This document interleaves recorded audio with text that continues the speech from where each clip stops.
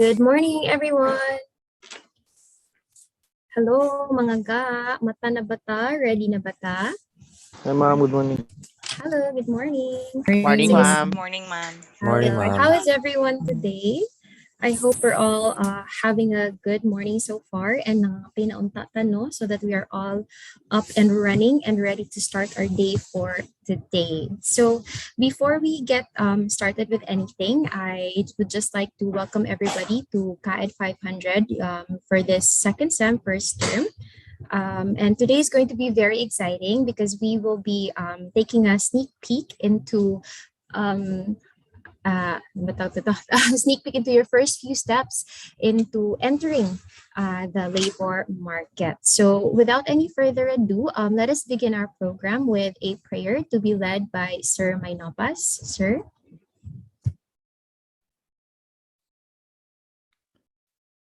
All right, let us pray. Our most gracious and loving Father, we thank you for this day that you have given to us. I thank you for the gift of life. And Lord, we humble down before you, asking, Lord, for forgiveness for all the things that we've done, so we're not able to glorify your name. And Lord, as we will have our seminar this morning, we pray for your guidance and protection. Pray, Lord God, for a good connection. Even, Lord, we open our minds, oh God, as we will listen to wisdom and even knowledge that we are about to take this morning. Lord, we believe that we cannot do nothing without you, so I will lift up everything unto you. We give you praise, glory, and honor. In your name we pray. Amen. And so there we have it. I hope everybody is nice and ready for this morning's activity. By the way, for those of you na magkakaproblema sa connection natin for this morning, you can head on over to our YouTube channel since we will be live, or we are currently live on our YouTube channel. So now, to begin our program, I would like to invite everybody to go on over to menti.com. So again, menti.com, MENTI, and then we are going to have a quick warm-up game. And please enter the code 6917. Wait lang. There we go. 6917-2770, or the code that you can see on your screen right now. Again, 6917-2770. So again, menti.com here. And then enter niyo yung code na 6917-2770. Hihintayin natin na mapupuno ng participants. Currently, we have 107 participants in our Zoom meeting. So hopefully tayo lahat makakapasok sa ating code sa Menti. Again, menti.com, 6917-2770. Currently, wala pang pumapasok. Again, menti.com, and then 6917-2770. Para naman ma-excite kayo, may pa-prize tayo sa mananalo sa ating game for this morning. I will announce the prize later on, pero pasok muna kayo. Can you access? 6917-2770. That's right, 6917-2770. The code that you can see on your screen right now. Menti.com, 6917-2770.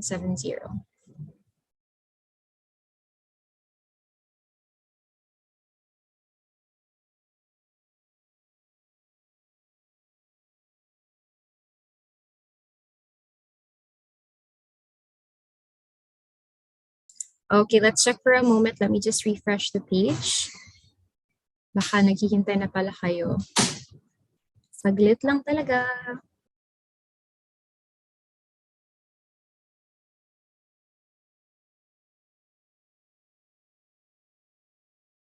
Give us a quick moment and we'll be right back lang. Saglit lang talaga.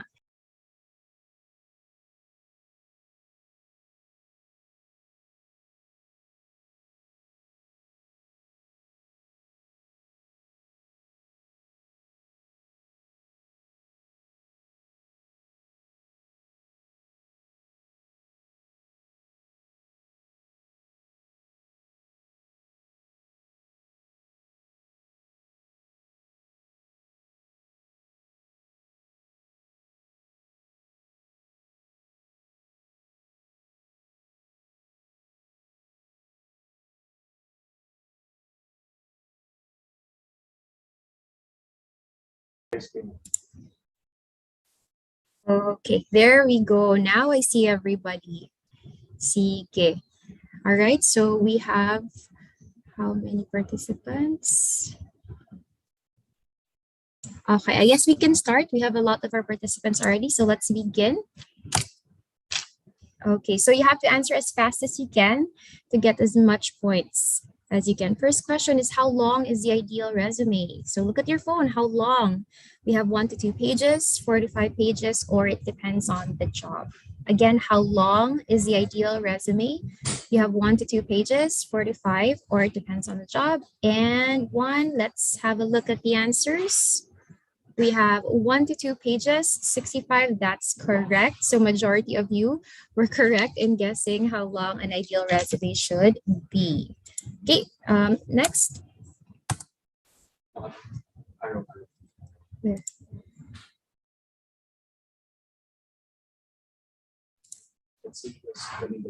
Okay, let's have a look who's at the top of our leaderboard right now. Currently, we have, okay, I guess that's John Arthur.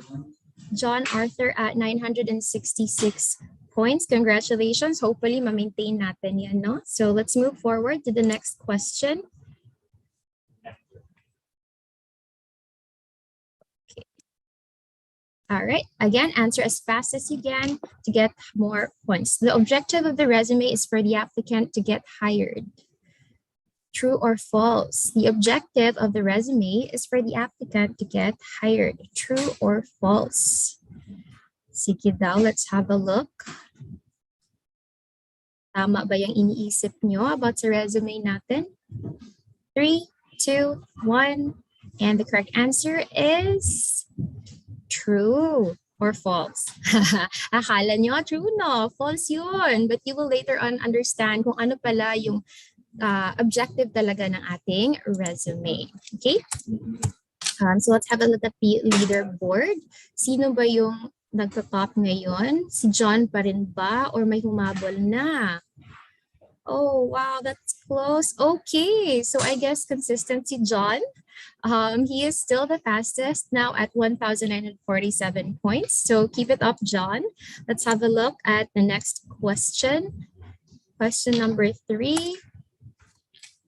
Again, as fast as you can para maabutan niyo si John. In most job applications, the best applicant gets the job.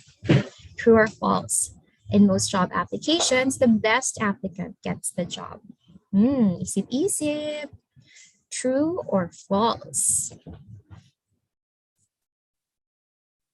Ulit, may pa-prize tayo nito. So I hope you're answering 3, 2, 1. And the answer is true or false? Majority said true. False. It is actually not the best applicant who will get the job. So you'll have to listen in later so that you will understand how this works. Let's have a look at our leaderboard. Si John pa rin ba yung nangunguna? Baka may nakahabol na this time. Si Razel, parang siya yung second. Ayun. Hindi pa rin. Razel, bilisan mo yung pag-click para maabutan mo si John. So still at the top of our leaderboard is John. Congratulations, John. Malapit na tayong matapos. We have question number 4. Again, as fast as you can. The question is, which of the following should not be included in the resume? Hindi kasali yung contact number, education, or height and religion.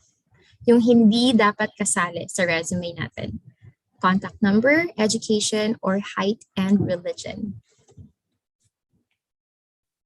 Again, as fast as you can. 3, 2, 1. And time's up. Let's have a look. Wow, tama no. 78 of you, majority of you got the correct answer, which is your height and religion. So let's check our leaderboard one more time. Okay, let's see. Ayun, hindi pa rin nakahabol. Wow, John, very consistent. Okay, so still si John at the top of our leaderboard. So I guess this is our last question. Again, as quick as you can. Your question, last question is, will you do the job? Is a general question on the applicant's what? Is it the skills, the motivation, or the adaptability of the applicant? Will you do the job? Does that refer to your skills, your motivation, or your adaptability? Anjan, will you do the job? 3, 2, 1, and time is up. Ano kaya yung answer ng majority? Okay, there we go. So majority of you thought it was your skills, but in fact, it actually refers to your motivation. Kaya mo ba siyang gawin? Gusto mo ba siyang gawin? Okay, so let's have a look at our leaderboard. Sino ba yung nanalo for our game this morning? We have, okay, there you go. So very consistent. No, our winner for this morning's game is John. John, are you there? Baka pwede natin makita si John. Baka pwede siya mag-on cam very quickly. Hi, John. Or mag-on ka na lang ng mic para marinig namin. Hi, John. Are you there? Wala si John. Baka. Okay, sige. So, since baka nagkape pa si John, no, niinom siya kadali, kina-stress siya sa game. Sige, John, if you can hear me, please send your details na lang sa ating chat box, just your name. And then you will be able to claim your prize. UM merch yun siya. We have a sling bag here. You will be able to claim that from our office dito sa Bolton na campus. Okay. Sige, so now that we are all warmed up, I guess we can now begin our program by welcoming our speaker for the day, who will be sharing with us his expertise on resume and cover letter writing. So we have with us today no other than the Vice President for External Relations and International Affairs Office. We have Dr. Reynaldo Castro. A warm virtual round of applause, please. Sir Thank Ray. you. Thank you very much, Kate. Am I audible? Yes, sir. Okay. Baka taga-YouTuber yun si John. Sa YouTube siya nag-watch, no? At doon siya nagsagot. Okay. Right. Anyway, good morning to our KAID 500 students. I hope you're fine. I hope you're well wherever you are right now. Let me share my screen. Okay.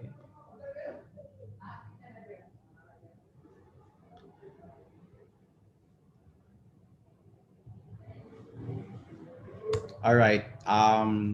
We usually title this seminar as pre-employment seminar for KAID 500. No. Later on, I'm going to explain why this is called pre-employment seminar. We'd like to request our students to use your full name, no, in the username. Please ensure that your microphone starts on mute, and we strongly recommend that your webcam is turned on. Kailain po kayo magsig-storya ko class niya. Murag ako'y nakita ang tao, no? Ako'y nakita ang mga ulo, no? Basi nangatulog na mo or what. All right. And you can use the chat feature if you have questions or if you want to ask something or if you want to ask some clarifications about the topic that I'm going to share to you today. Well, KAID 500, there are 3 components, no? And KAID 500 is a unique course offered by the University of Mindanao. You cannot find a course like this in other university. The purpose of which is that this is usually offered to senior students, no? Especially those who are graduating. Sino ba? Pwede pa-mute ng microphone. All right. This is offered to senior students, graduating students, the purpose of which actually is to prepare you for your job search process once you will graduate from your respective academic programs. No, remember that in your 4 years or 5 years of schooling here in the university or in any other academic institution for that matter, there is no intended or specific course that will help you about how are you going to prepare yourself for the job search process. So that's why UM came up with this idea in order for you to prepare for that eventuality, for that situation, and to bolster your chances of getting the job that you want. No, all right. Kaid 500. Another unique thing with Kaid 500 is that it has three components and it's offered in different styles, in different modalities, and it's handled by three different professors. No, one is handled by the Guidance and Testing Center for your component A, and usually this happens during the second to third week of the term.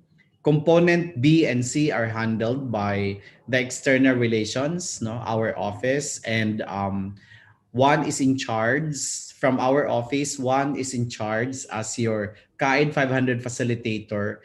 And I'm handling all the seminars, no, of your KAID 500 for components B and C. So which means that you've got a taste of three different teachers, different professors or instructors for this one course, which is, not common to all your courses in your specific program.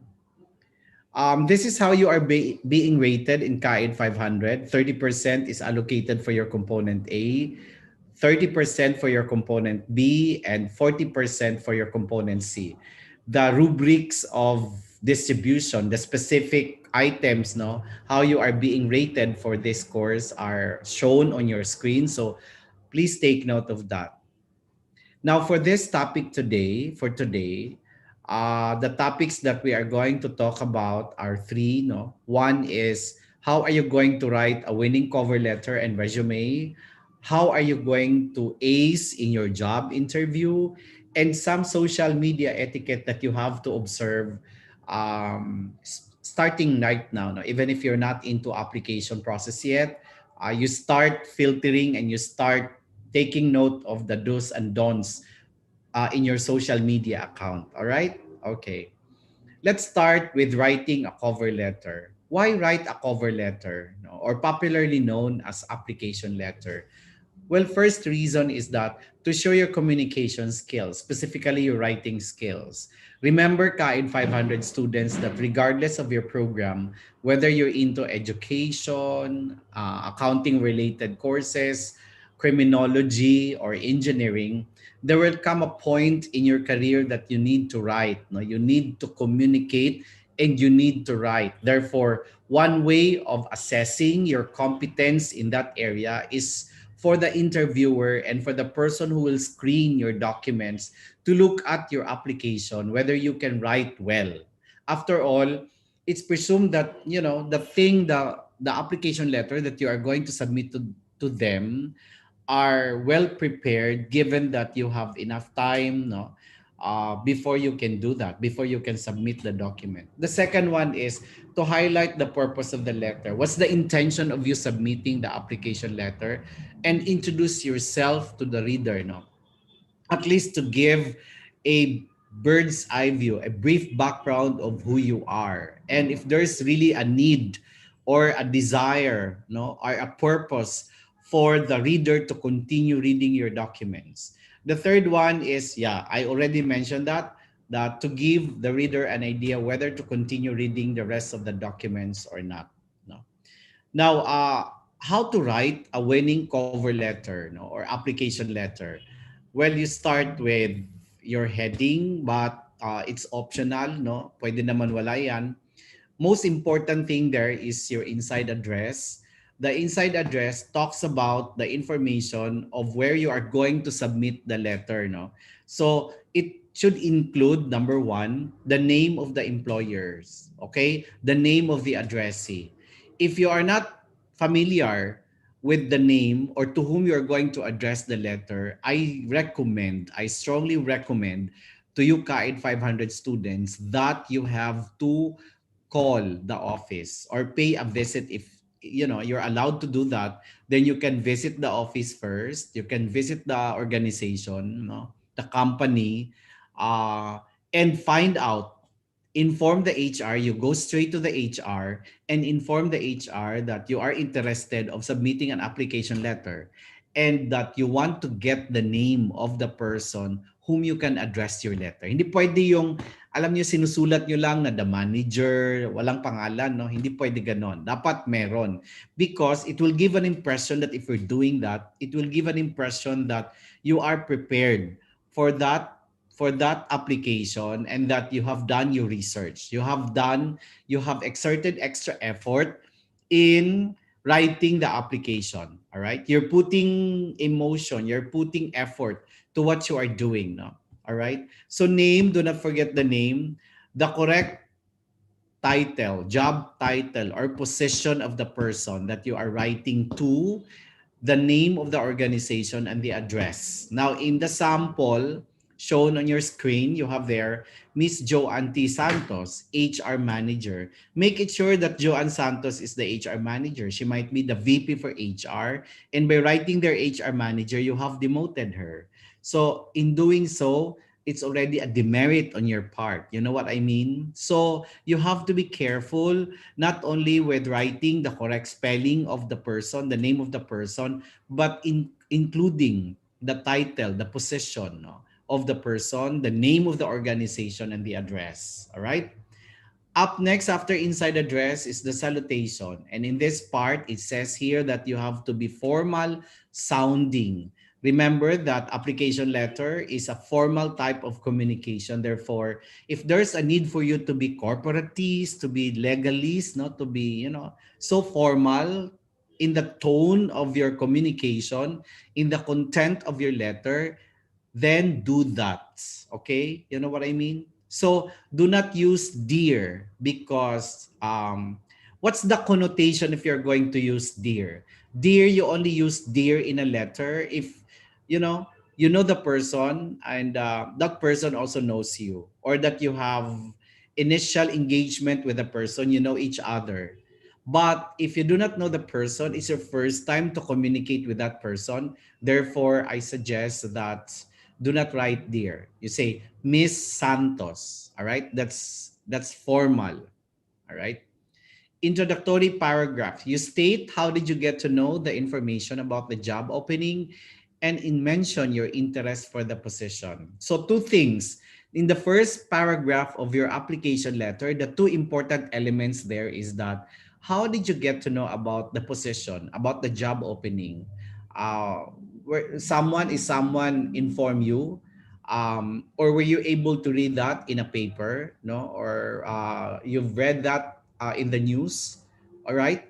So mention that in your application letter. Why is it important? Why you have to do that? Because companies, especially if they're hiring and if they did a massive information dissemination of their job openings, they're interested if the means of dissemination that they did was effective or not. Okay? And second is, of course, your intention for the position, your interest for the position. All right? Okay. In the second paragraph, in the middle paragraph, we call this middle because I suggest that in the application letter, you can only have three paragraphs. As much as possible, uh, the content, the style is lucid, clear, short, and concise. Okay. In the middle paragraph or in the next paragraph, you describe your qualifications. Point out any related experience you have, maybe from your OJT or professional work. You sell your skills and knowledge relevant to the position. Well, if in the first paragraph, you have two elements there, which is one, the information, and second is that your interest in the position.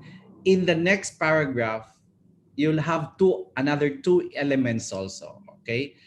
Remember that how are you going to write the second paragraph is that pwede dalawang major information dyan. No? Number one is, what are your experience? What are your exposures related to the position? All right. You can cite your OJT, you can cite your professional experience, you can cite your immersion and the like. So any experience that you have related to the job, to the position that you're applying for, you can include that in the next paragraph, no?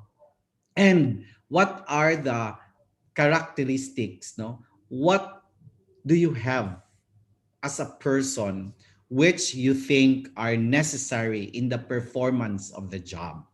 Okay? So like for example, if the position requires someone who has the ability to, you know, do some computer stuff or a leadership ability or a leadership exposure, who is a team player, then if you possess those, then you cite that in the second paragraph. Okay? All right. And then closing paragraph, no? As I said, in your application letter, you can have cinnamon powder. pa-off daw ng microphone. Very good, get it. Hello, sino yon? Pa-off ng microphone. Okay. As I mentioned, pwede tatlong paragraph lang, no? In the third paragraph or your closing paragraph, you close by thanking the reader and requesting an interview, no? So you open doors, you open possibility for you to move to the next process of your application, which is the interview. And then close sincerely, no? Just like in your salutation, in your opening line, you have to be formal in this area, no? There are closing, complementary close that are not so formal. Like for example, very truly yours. It's not so formal. Tagalogin mo ang very truly yours. Pareho ng dear Miss Santos, minamahal kong Miss Santos. Para kang ano, 'di ba? Maalala mo kaya hindi siya formal, no? Pareho din ng very truly yours, Tagalogin mo 'yan, no? Ako'y iyong buong buo. Hindi siya formal, 'di ba? So, pwede ka sincerely, respectfully yours, something like that, no? Okay? Para formal ang arrive ng iyong letter. And then your name and then your signature. That's how you're going to write a winning application letter, all right? Malaman siya, no? Meron siyang content, nandoon yung gusto ng interviewer, ng ng HR, at very brief, no? Very lucid ang pagkasulat, okay? All right. Here an example done by our KN 500 student, no? And if you notice that the sample did by Roniel followed the standard or the suggested format, no, that I mentioned. You have to write the name, the position. Ang hindi ko lang alam bakit human resource staff, probably yun ang standard ng SPMC, no, na idaan sa kanilang human resource staff. Meron na silang pre-screening. That's why I suggest that before you write your application letter or submit your application letter, you have to do an initial research, no. You pay a visit to the company and you ask information about to whom you can address the letter. Okay? All right. Let's proceed to the next document, which is your resume. It says here that the resume is your personal brochure to market yourself. It should give your potential employer a quick view of what you can do for them. So, just like someone who is interested of buying a new gadget like a phone or a laptop, before you will do that, then the tendency is that the possibility is that you're going to collect information like brochure or leaflets or flyers of the different products that you're about to choose from, no? And read, the specs, find out whether the specs of that gadget suit your need. The same thing in the application. That's what the resume represents for. No? So it's not about the layout, but it's about the content of your resume. So for new graduates, just like you can list your accomplishments in school. Since you cannot brag more on your professional exposure unless you have one, but most of you don't have, no? Most of you are in school, and in fact, in your generation, you have less exposure, less mobility because of the pandemic situation that prevents you from having so much exposure. So probably what you can do is that the things that you have done during the pandemic, no, during these years that you are in quarantine, you have less mobility and you have less exposure and the like. Do not worry about not having work-related accomplishments. You can pick out those school accomplishments that show responsibility, dependability, cooperative spirit, and the like. So just like your application letter, there is a suggested format on how are you going to write your resume. Now, first is that you start with your name, your address.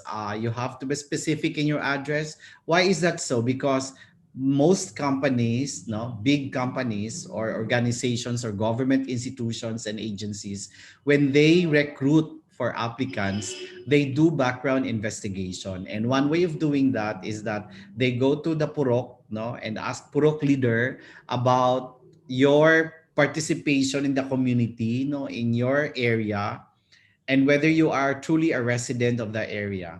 Your contact number and your email address are also very important in your resume because this is the means where your potential employer will communicate you in case there are updates of your application or whether you are going to advance to the next round of screening or whether you are going to submit more documents, no, that will be required by them. So how are they going to inform you? They will contact you, no, they will call you in your number or email you, no. Your summary statement is a brief statement, is a gist of what you are capable of doing or what you are in terms of our requirement in the position. You know what I mean? If my company, if I'm the employer, if I'm the one doing the screening, and I have a good knowledge and information about what we are looking for, these are the characteristics of an applicant that we're looking for. And I'm busy. I'm a busy person. I'm going to read so many documents, so many applications. All right. So the summary statement will give me a gist, will give me a snapshot of the qualification of the applicant and whether based from the summary statement whether this person um, will qualify for this initial screening. You know what I mean? All right. So that's why writing a summary statement, you have to be careful about it. You have to spend time. You have to be rational. You have to think it over whether the words and the content that you have placed there in summary statement will call the attention, will attract the attention, no? Will arouse the attention of the interviewer. Your work or school experience, no? It's important to your potential employer. Your exposure is really very important because if you don't have any exposure at all, then what about the level of maturity? What about the level of responsibility that we are expecting, that the employer is expecting from the applicant? No, for example, um, no organization as much as possible would hire someone who don't have any background with regards to the position, even if for example the position is an entry level position. You know what I mean? Because you see, there are, for sure there will be applicants with some background, no, with some background, little background, and the like. And at least the point there is that if you have background, following orders, following instructions, no, observing rules and norms in an organization is something that is new to you already, no. 'Di ba? So ibig sabihin, hindi ka na magka-culture shock. Pag sinasabihan ka na you have to wear your ID, you have to wear your uniform, you have to come on time and the like. I mean, you have to follow that because that's the norms in an organization, whether you are applying or working in a government or in a private organization. All right? Job responsibilities, no? What do I mean by this? Why is it that this information is in your resume? Now, if you have work or OJT exposure, um it's also important that your potential employer will take a look at your specific responsibilities or job responsibilities for them to assess whether your exposures are relevant to their needs. All right. Okay. Even if you have exposure, even if you have work or professional experience, yet those experience has no relevant to the present position that you're applying to.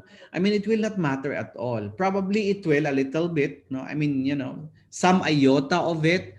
But the thing there is that there might be other candidates, applicants that have better exposure or broader or richer exposure than you are, no? So, you have to be careful also. That's why in your OJT or immersion exposure, yung sinusulat ninyo sa OJT manual ninyo, 'di ba? Meron nakasulat doon kung ano ang mga dapat gawin ninyo and the like. Then you can include that, no, in your application. Your accomplishments. What are your achievements and your accomplishments while you were in school or some other stuff that you did, especially during pandemic, no, during these 2 years that the situation is like this? Because why is that important again? Because it's telling your potential employer that you're a person who is agile, that you are a person of resiliency, that you do not allow the pandemic situation to make you still. You know what I mean? That you are not productive, all right? That despite the situation, despite odds, despite challenging, experiences that we are in right now, that you strive and you know how to play with difficulties in life, no? You know what I mean? So that's how important this portion in the application process. And your KAED 500 facilitators who are from external relations and international affairs will ask you to submit sample application letter and resume. So that's why you have to take note of the things that I mentioned, because they will review that, they will check that, and take note of the things whether you were able to follow the instruction that I have given to you or not. No? Okay. At the end of the day, when you apply for jobs, no, when you submit your application, you're going to compete with a dozen or two of other applicants. The thing there is that how are you going to make it sure that yours is better in terms of your application letter and your resume? All right. So I have given you tips. It's up for you if you were able to follow that, no? Or you have other idea on how to do it. All right, and then your education, no? So these are the important things that you are going to include in your resume. That's why if you remember in the mentee activity, there was a question about which of the following should not be included in your resume. Height and religion. I mean, why you are going to include that, no? There's no significance at all. Anything that are of no importance to your application, do not include that in the resume. That's why we discourage students, KAED 500 students, to use biodata sheet, biodata form that can be bought in the bookstore or in the store, no? Because it's just like you buying a dress, buying your clothes. That's not to your own fit. All right? Hindi mo fit 'yon, no? Pwede maluwang, pwede naman masikip. Kaya kailangan when you write your application letter and your resume, tailored fit doon sa information na gusto mo i-share. Alright? Okay. So a resume should answer these key questions. Number one, what can you do for me? Okay. So it talks about one, two, do you have the skills I'm looking for? It talks about your capability, your competence. What do you possess? What do you have that can help you perform the job? No. If the job requires you to manipulate some equipment, all right, some stuff in the office, like those of you who are from highly technical courses or programs like engineering, architecture, HRM, no? Then are you familiar? Are you competent enough to operate a machine, a gadget, or stuff that you need to perform in order for you to deliver your job, no? Your function well? Where have you worked before? Again, your exposure matters a lot to your potential employer because um, at least when you enter into the company, it's easy for them to give you orientation, uh, to give you an instruction that you have to follow this. This is the way we do things here. You know what I mean? That embracing a particular organizational culture is not a new thing to you. All right?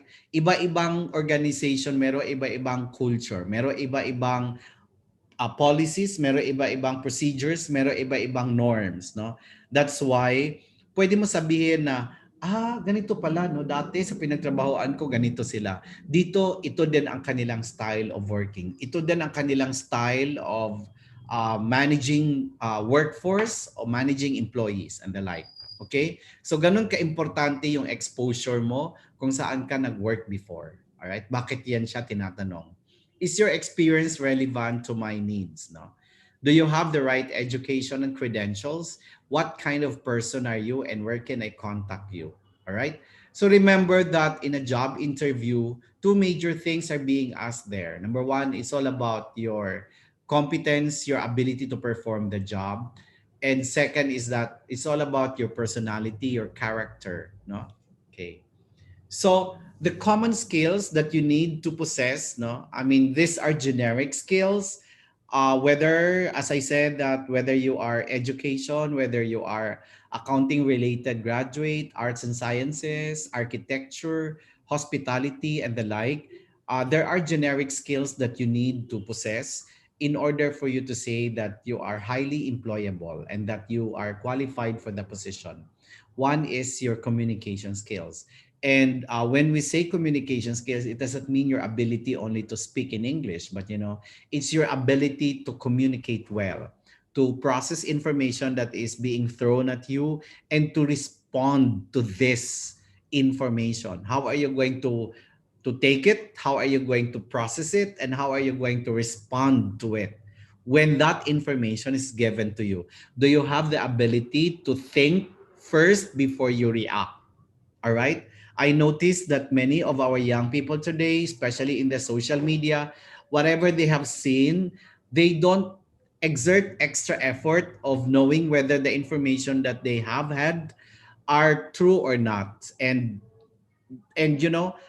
when they respond to it, when they respond to the information, they are drawn by their emotion. You have to strike the balance between emotion and rationality in responding to informations. All right, especially for those of you guys who are in schooled, we expect that you always have to use rationality in responding to informations that are thrown at you. Problem solving, difficult situations call for someone who can really solve and find solutions and find options. No, you may have different options and select the best option. Kaya ang karamihan dito, ang pinakamadali makarelate nito, those who are into business, because pwede mo nyo kasi gamitin yung mga cost-benefit analysis. If you're into a difficult situation and that you're given several options, then you analyze which of those options that will give you most benefit. All right? Okay. Third, responsibility. No, when you say responsibility, you're the person that you're given some task and that you can deliver that without close supervision. Okay, and that if the information or if the instruction is not clear to you, then you find ways how to make things clear to you. You may investigate, you may ask your superior, you may ask your colleague about it. No, I mean, you take the initiative of knowing the task better before doing something. Your eagerness to learn, all right? It doesn't mean that you have, ang problema pa naman ngayon sa mga kabataan, no, sa henerasyon ninyo, those who are in the iGen, millennials and iGen, you have that audacious feeling. Alam mo yun? Yung level of audacity ninyo, masyadong mataas. Merong self-entitled, no? I mean, in short, self-entitlement. Mataas ang self-entitlement ng mga young people. Makikita mo yan sa mga pinopost nila sa social media as if they know everything. Alright? So, pag gano'n ang feeling ng isang tao, full na ang cup mo, ibig sabihin, wala na, no? Ano pa ang pwede mong ibigay sa isang tao? The possibility is that that person is not willing to learn something new anymore. The fifth one is creative thinking. So these are the stuff, these are the skills that you need to develop. These are generic skills, regardless of, as I said, whether you're into criminology, whether you're into psychology, whatever degrees and whatever program you have reached and you have finished in your tertiary education, there are generic skills that you have to acquire and possess for you to be able to say that you are employable and that you will be valued, no, in the organization in the future. And how are you going to develop these skills? One is, of course, when you're in school, diba? So make the most of your stay in school, no? The thing there is that you're in a very challenging situation because of limited face-to-face, limited mobility, limited exposure. Yet, I think there are many ways how are you going to fill in, no, that gap. Social activities, you have to continue expanding your network, and I suggest that young people, kayo, Kain 500 students, that when you expand your network of friends, do not just expand your network of friends with the same group of people with the same classes and achievements that you have. You know what I mean? What I'm trying to say is that kung ako, estudyante, karamihan for sure sa aking mga friends, mga estudyante din. Kapareho ko lang din, no? I mean, there's nothing wrong with that. Pero kung lahat na lang ng friends mo, kapareho mo, yung inyong orientation, ganun lang din, no? So I suggest that you expand your network, including those who are more mature, more professional, and who are successful already in their career. All right? So, kung 21 years old ka, 22 years old ka, dapat meron ka din mga friends, network of friends who are already in their 30s, late 20s or 30s, and who are already successful in life, successful in their career. They have their career and that they have good experience, years of experience that they can share to you, because you can learn from this group of people also. Okay. Third is through your hobbies. No, what are your hobbies? And your hobbies may enhance your skills, no, that you have. Volunteer work, that's very important. House chores, because doing house chores will give you so much discipline. Ang problema nga ngayon ng mga kabataan is that when they wake up in the morning, the first thing that they're going to do is that grab their phone and, find out whether they have many views in their My Days, in their posts and the like, diba? I mean, you're so conscious about yourself, your popularity, and your being, no? With regards to your discipline, with regards to taking responsibility of the stuff, of the things that's around you, I mean, you're not so concerned about that anymore. All right? Napansin ko yan sa bahay. Halimbawa, yung mga bata ngayon, yung mga bata sa bahay, kaya yung mama ko, she keeps on, para siyang mama ni Telma ba yun, no, na nagagalit. And yung Telma vlog is telling us something about, the gap, the generational gap, no? That what makes them successful, many people are successful, is the ability to strive, an ability to prioritize things that can contribute for their development, for their growth, no? So what I'm trying to say is that do not prioritize things that are not contributory to your growth and development. no? Community work. One way also of bolstering your qualifications is by doing community work. Okay. So important points to remember when applying during the pandemic. Are you still there, guys? Like, you can type in the chat box one or two, a number, just for me to know that you are still there and listening to me, that you are not bored listening to me. I hope that you're not. Okay. I think the chat box is moving.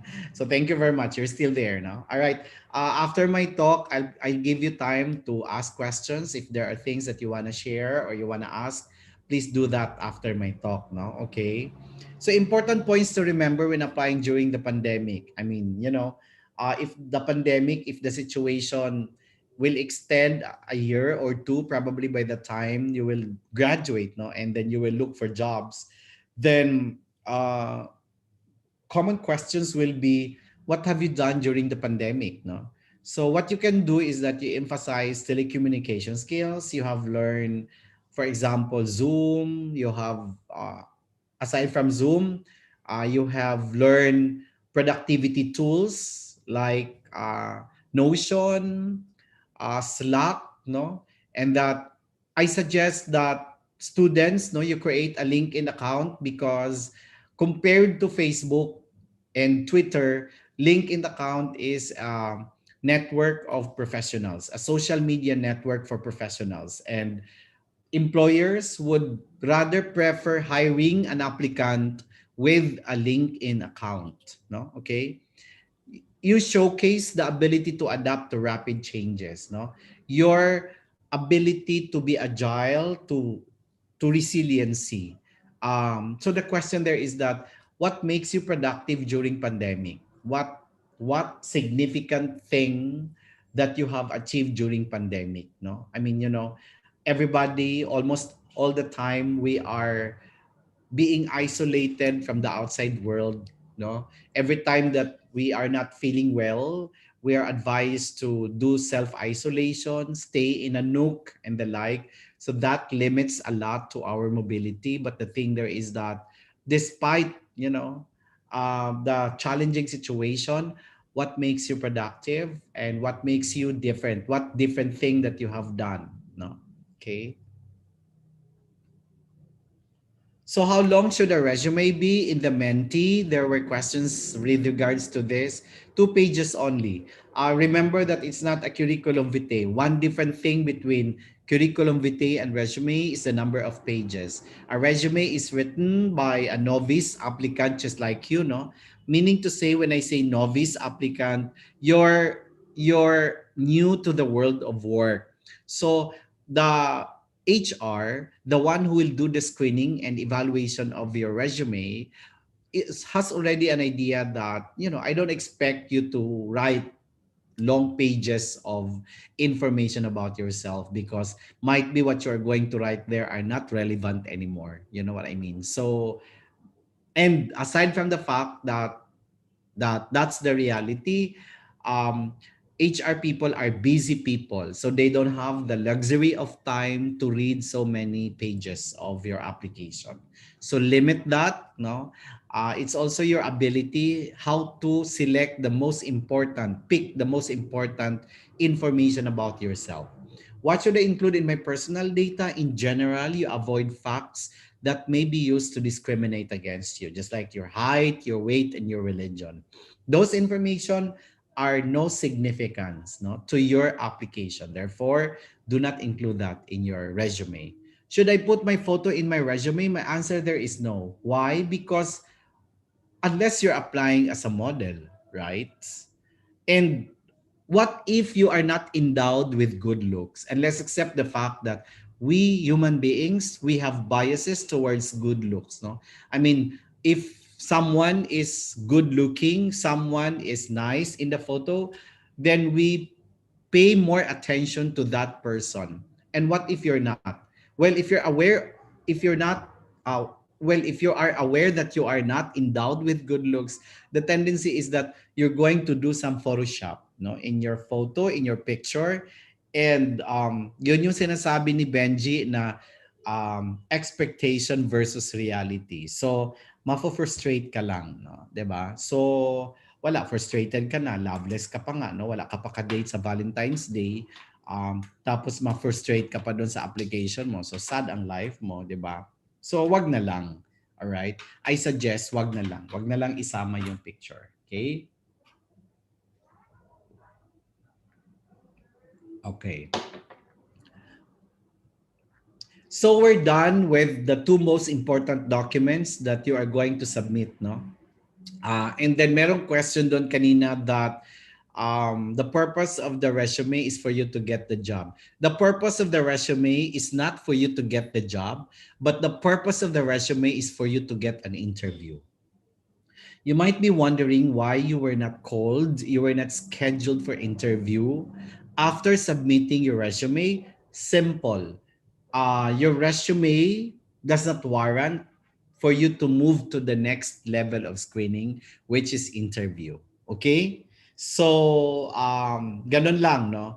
Pero pag naka-schedule ka for interview, ibig sabihin, maganda pagkasulat ang iyong resume. So, let's proceed to the most dreaded part of the application process. Just like, you know, when you're running for public office and when you're attending interview, a presidential interview or a debate, this is one of the most critical parts. No, that's why many people would prefer that candidates participate in an interview or in a debate because this is where you can have a better gauge of the ability of the candidates. No, dili lang kay kanang musang-musang istorya lang. No, all right.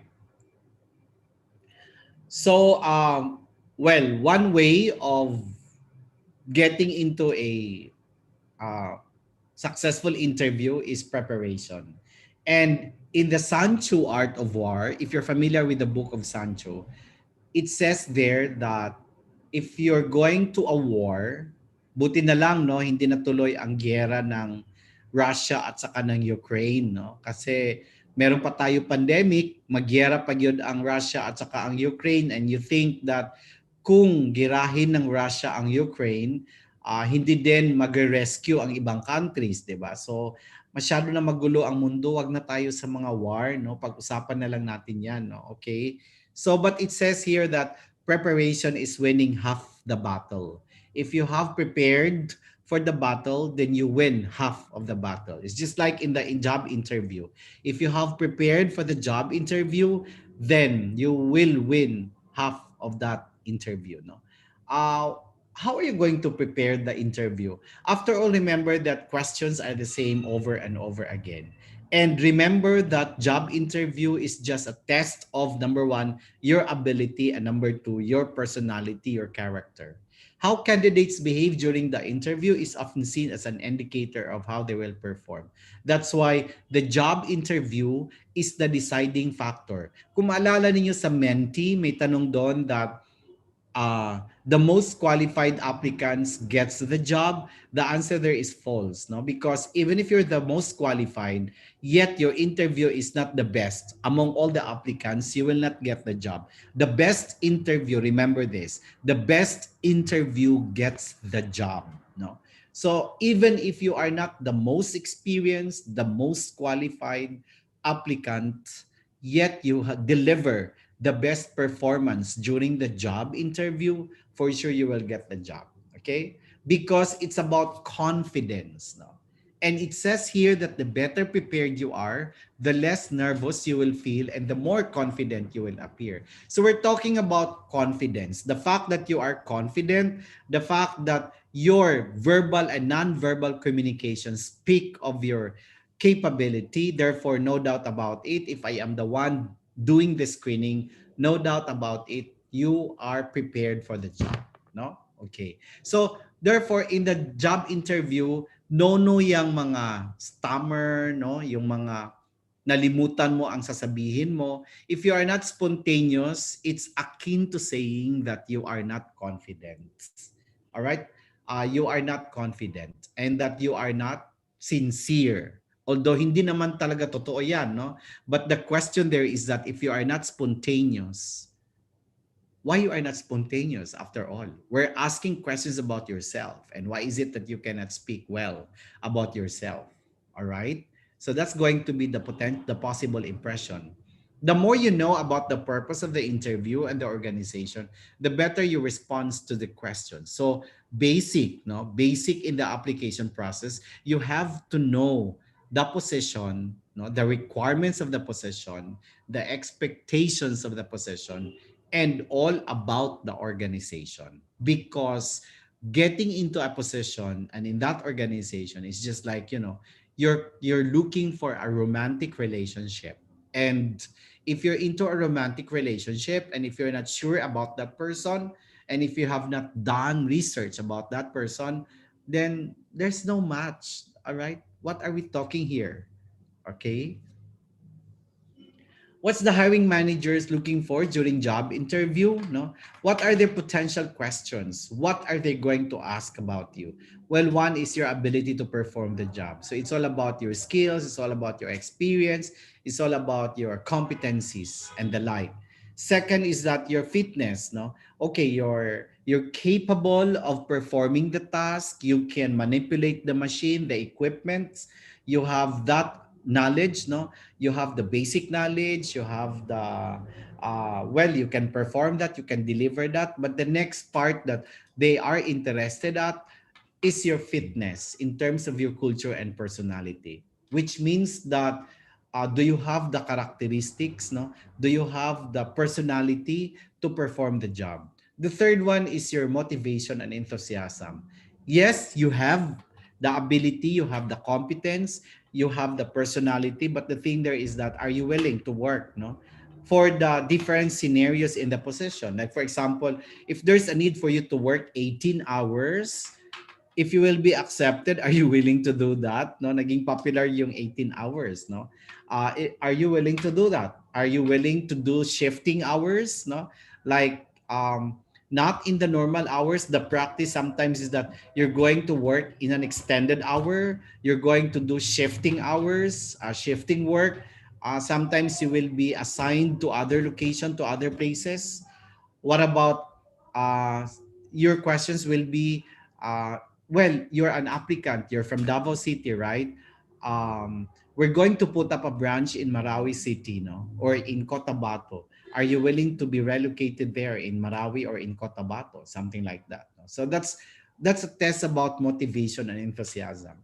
Your past accomplishments, how those accomplishments can help the organization. Your knowledge of the company is very important. If you will be asked like, why do you want to work in our organization, in our company, in our agency, 'di ba? Anong sasagot mo? Oh, so sasabihin mo of course that well, I want to work in your company. I've read your vision and mission statement which states that, oh, so memoryahin mo yung vision and mission statement ng company, ng organization, no? And you would say that your vision and mission statement is in nexus with my personal philosophy in life, which also states that. So, construct yung gawa, no? Gawa ka ng philosophy statement in life na medyo resembles to the vision and mission statement of the company. So, you would say that I've read your vision and mission statement, which states that, and that my philosophy statement in life is in nexus with your vision and mission statement, which also states that. So therefore, if I will be given the opportunity to work in your company and perform this task, I believe that I can contribute to the furtherance of your organization. And I see myself growing in this company over the years. Because there's going to be a perfect match, diba? Just by looking at our philosophy statement and your raison d'etre, your purpose of existence, your mission statement, and the like. Okay? All right. So, ganon, no? Ganon. Dapat paghandaan ninyo yan. Hindi pwede tulog-tulog sa kangkungan, no? Hindi pwede mga lutang moment during job interview. Okay? And of course, your communication skills. As I said that communication skills is all about how you are going to relate yourself to the information that is being thrown at you. How are you going to respond at it? No? What are your knowledge and your background with regards to the topic that is being talked about, that is being raised to you? Okay?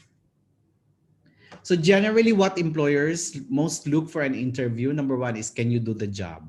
So when you speak about can you do the job, it's all about your skills, your talents, your competencies and abilities. Therefore, you have to be careful whether this question is all about testing your ability, testing whether you can do the job. The other aspect of questioning is that you're doing the job. Talks about your interest, your motivation, and your right values to work. The third part of your KAID 500, your componency, we're going to have another seminar. At the same time, we're going to have a mock interview. And by that time, you will be thrown so many potential questions for job interview. And by the time, we can also have a better gauge whether you can follow instruction, you can follow the things that I have shared to you today, no?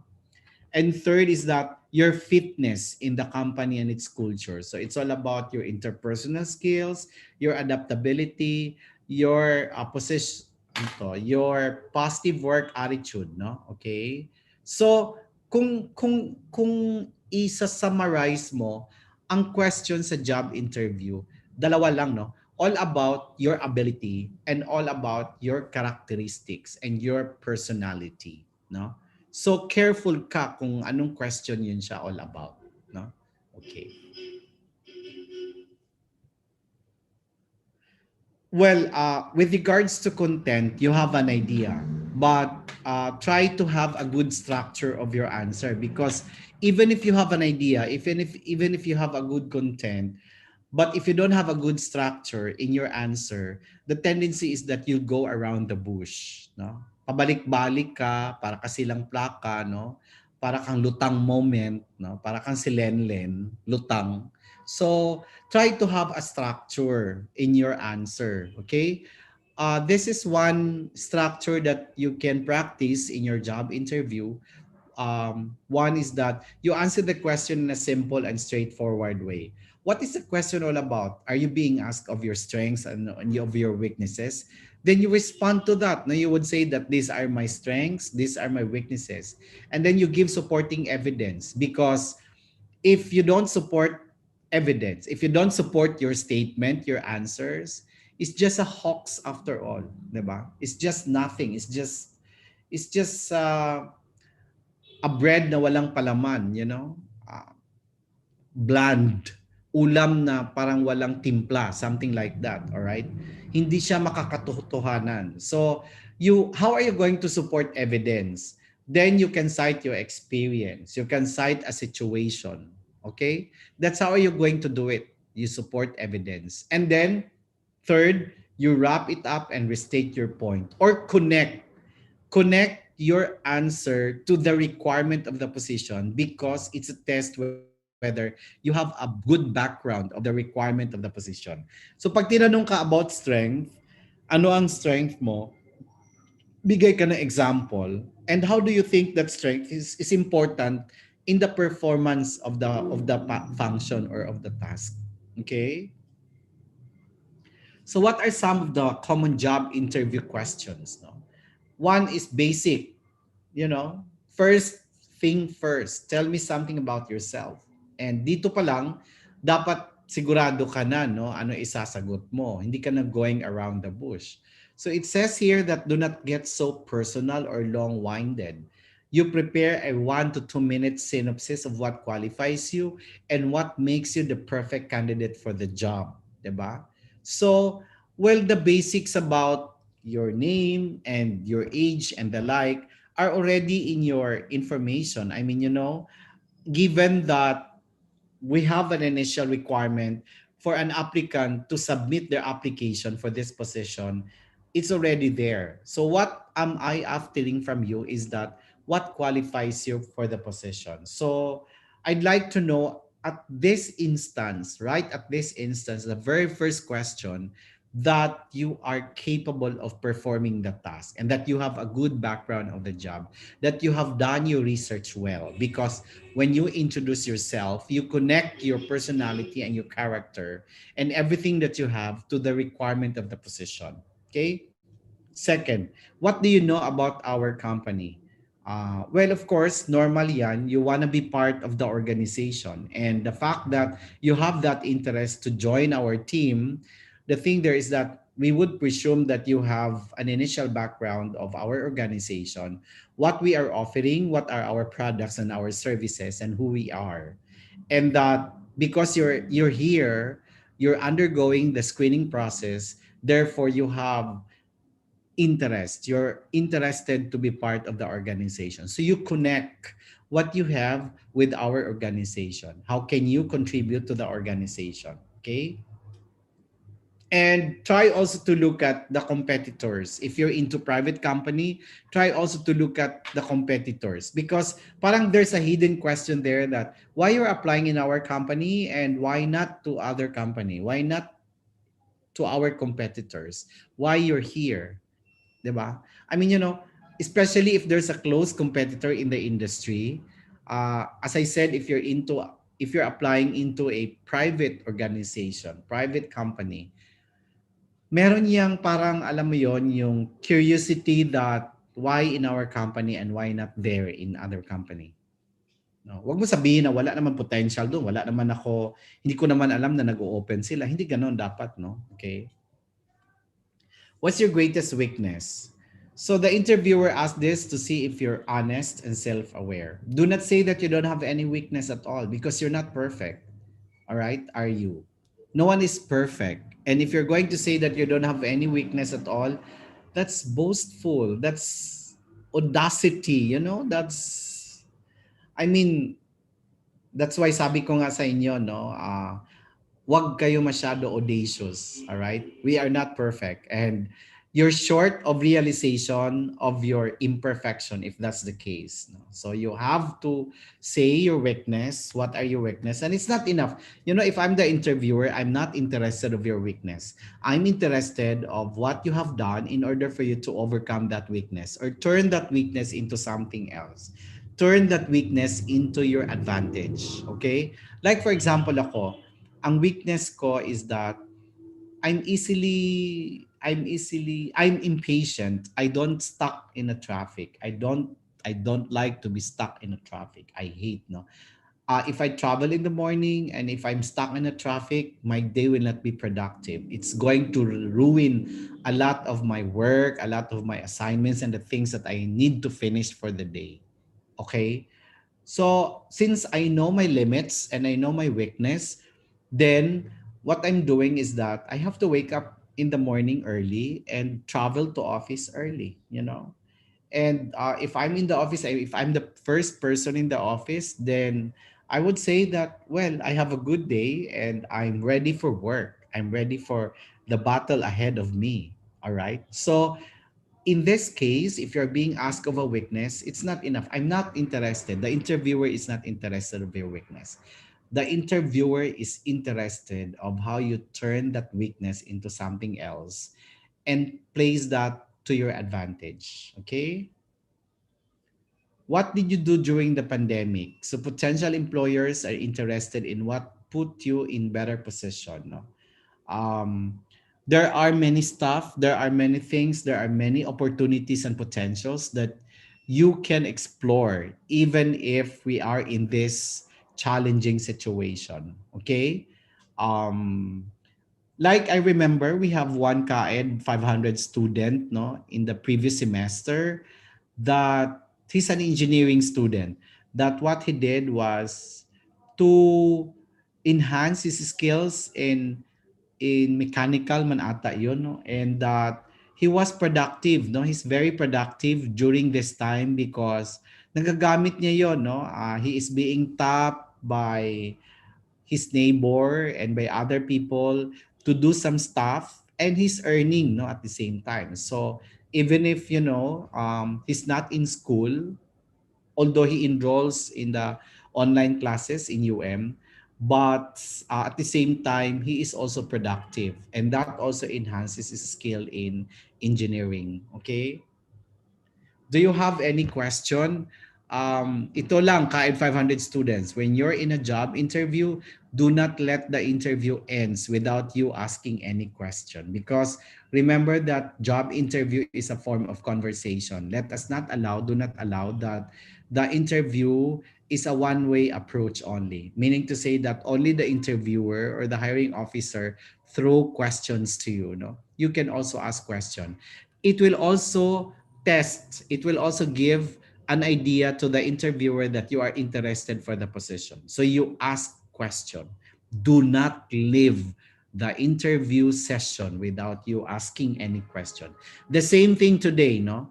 In our seminar, do not let the seminar today finish without you asking any question, because it will give me an idea of, whether the students now are maybe sleeping or doing some other stuff, that why is it that they are not asking any question at all. Okay, there must be question. You can better test the intelligence, no, of a person, how smart he or she is, by not answering the question but by asking questions, through asking question. So natitest mo ang intelligence, how smart ang isang tao, better kung paano siya magtanong. Alright? So makikita natin yan. Can you or have worked remotely? This is important given our experience, no, in the pandemic situation. So I think this is not something new to you, because you enroll in a remote classes, in a virtual remote classes. So for sure you can do remote work, no, or work from home. So let's talk about most common interview mistakes, things that you need to avoid. This is a survey done by PMAP. PMAP is an organization of personnel managers in the Philippines. No, they did a survey, and they were asked, what are the most common interview mistakes of the applicants? Topping the list is answering cell phone or texting during job interview. So please avoid those. No, dressing inappropriately, even if the job interview is done through remote virtual platform, I suggest that you really have to dress well also. No, appearing disinterested, mga lutang moments, no, just like appearing unprepared, no, laylayan moments, no, appearing arrogant, mga hambugiro, no, ayan. So do not outsmart the interviewer, okay? Even if you're smart, even if you're intelligent, and you're good at answering questions, but you have to remain respectful and kind to the interviewer. You have to respect the position and the person. Chewing gum. Well, we understand why some applicants are doing this, because this is their way of managing their tension and the butterflies and crocodiles and dinosaurs in their stomach. But you are just showing that you are tense and that you are not confident. So this is not good. Don't do this when you're in a job interview. Not providing specific answers. You feel like you're in a beauty pageant, you're in a Miss World or Miss Universe competition, that your answers are so generic. That's why I emphasize that when you respond to questions, you cite specific examples, specific scenario or situations that will support your answer and connect that to the requirement of the position. Okay? All right. Not asking good questions. So you might be wondering why you were not hired for the job. Simple, probably because you did not ask any question at all. So if I'm the interviewer and you did not ask question during job interview, then automatically you're X in my list. No? Okay? All right. So we're now on to our last topic, which is social media etiquette. Okay, at least we have enough time for your questions, no, later on. All right, so things that you need to avoid. You're not kids anymore. You're not in high school anymore. You're already in college. You're about to enter into a professional world. That's why you have to be professional, including in your social media account. Why is it that this one is important? Because one way of doing background investigation is through your social media uh, accounts, no? And it's easy for them to evaluate personalities and characters of applicants by reading the posts of your post, no, in your Facebook, in your Twitter, whatever is that, no? That's why you have to be careful. Do not be swayed by your emotion. No? You have to be rational in posting, in reacting to comments. No? Okay. Number one, writing negative posts. All right. Yeah, we avoid positive people, positive for COVID, no? But in this case, we don't like to associate people who are so negative, so who are so pessimistic. You know what I mean? 'Di ba? Kaya nga sinasabi ninyo, avoid natin yung mga negative na mga tao kasi nag-inject siya ng mga negative vibes, no? So, klaro 'yan, makikita niyo 'yan, no? Yung mga merong tawag noon, merong uh, victimitis virus. Alam mo yan? Kung merong COVID virus, merong victimitis virus, yung palaging nagko-complain, palaging nagayaw-yaw, no, sa social media. Ayan. Kahit ano-ano na lang ang mga gina-post na walang mga kabuluhan. Alright? Reflection yan of the kind of person na makikita mo doon sa mga pinopost nila. No? So, ayan. Kung walay signal ang PLDT, kinahanglan yun na mo i-post. I mean, kabalo mo yun sila, nga nadaot ilang signal. 'Di ba? Ayun na i-announce. Okay, for sure nagbuhat na sila ang announcement, notice to the public, no? All right? Or naglinog, nganong paunahan na gyud og post og linog. I mean, naay premyo. Kinahanglan yun ka mauna, 'di ba? If you are commenting about a particular candidate, ang uso ngayon yung mga awayan ng mga kandidato, no? Yung mga supporters, yung mga Pinklawan, yung mga BBM, yung mga Isko, ganyan, Pacquiao and all. Well, you have to be rational in your argument, in your discussion, no? Do not attack as much as possible the personality of the candidate, but attack the issue, no? The agenda of the candidate, no? Para masabi natin that you are more mature in your discussion. Second, ungrammatical posts or use of derogatory language, no? Make it sure that na-check yung grammar mo kasi nga college ka na, no? Nakapag-earn ka ng formal education at medyo sampal yun sa atin na mali-mali yung ating posts, okay? So, kung hindi ka sigurado, wag mo na lang siya i-post or pwede mag-request ka ng iba para ma-review yung iyong isusulat kung sakto ba siya, no? Wag yung mga derogatory language din, no? Pangit. Kasi nga, ang dami mo palang mga baong mga pisting yawa na mga words. Okay? So, wag yon. Bad. And third, make your posts all about you. Anong indication doon? Ikaw yung tao na, palagi na lang OOTD, yung mga food stuff mo, food porn mo, kahit ano-ano, lahat na lang all about yung mga TikTok mo. Ang impression nun is that ikaw yung tao na gusto palagi nasa limelight ka. Nasa mataas ang narcy index mo, okay?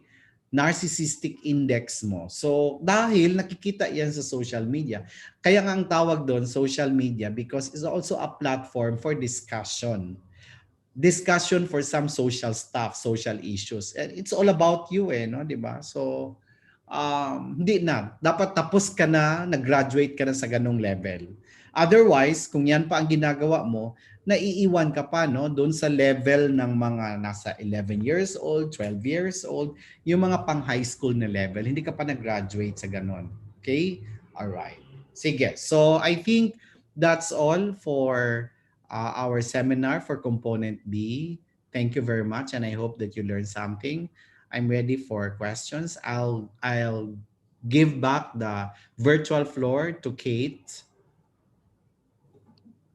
Yes, sir. Thank you, Sir Reynaldo Castro. Again, he is the Vice President for the External and International Affairs of our university. So I hope you were listening intently to what Dr. Ray was discussing, no? Because these were very helpful tips. Very interesting. I'm sure nga naamoy na realize no nga they dapat buhatan, for example, ka ng deer, no? So majority of us deer ang ginagamit. But I hope now that you have learned that. And so now let's move forward. We will be entertaining some questions from the students. So if you have any questions, please go ahead and send it in our chat box. Or if nasa YouTube kayo, i-comment niyo lang. We will be able to see your questions. And just like what Dr. Ray said earlier, no, do not leave this webinar without a question. So application tayo kaagad. Sino dyan ang may question? Sino yung nakinig kanina? Let's have a look. Sino yung mga may questions? Wala, tulog sa kangkungan. Hala. Bakit yan?